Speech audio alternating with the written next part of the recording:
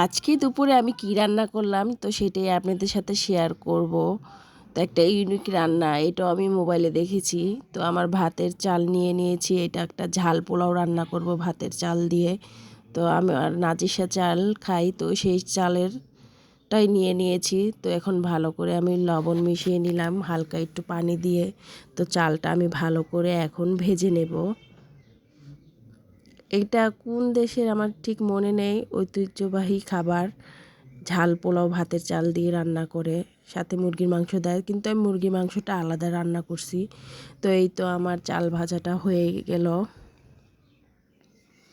তারপর আমি ঠান্ডা পানির ভিতরে কিছুক্ষণের জন্য ভিজিয়ে রাখবো।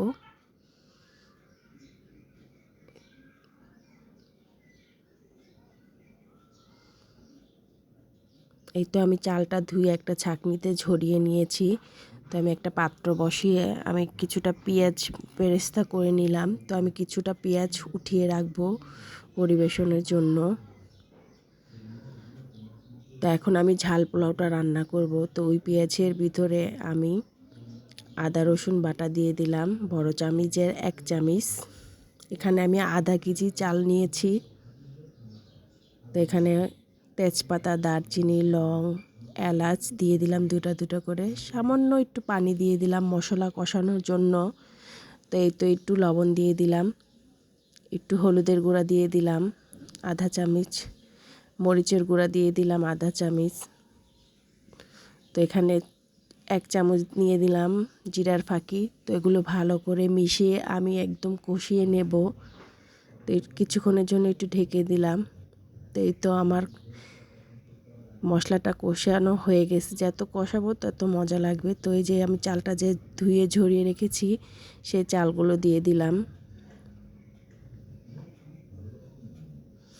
তো চালগুলো এই মশলার সাথে ভালো করে মিশিয়ে একদম ভাজা ভাজা করে নেব। ভাজা ভাজা করলে ঝরঝরা হয়। তো এই তো আমার ভাজা ভাজা হয়ে গেছে। আমি অফ ক্যামেরায় ভালো করে ভেজে নিয়েছি। এখন আমি 1 কেজি পানি দিয়ে নেব। তো খেয়েছি, ভালোই লেগেছে ঝাল পোলাও ভাতের চাল দিয়ে। তো 3টা কাঁচামরিচ দিয়ে এই তো আমার বলক এসে পড়েছে। তো এই তো দেখেন আমার রান্না হয়ে গেছে। তো এখন উপর দিয়ে পেঁয়াজ বেরেস্তা দিয়ে দিলাম একটু গ্রানের জন্য। একদম ঝরঝরা হয়েছে মাশাআল্লাহ দিলে, আর খেতেও ভালো লাগছে।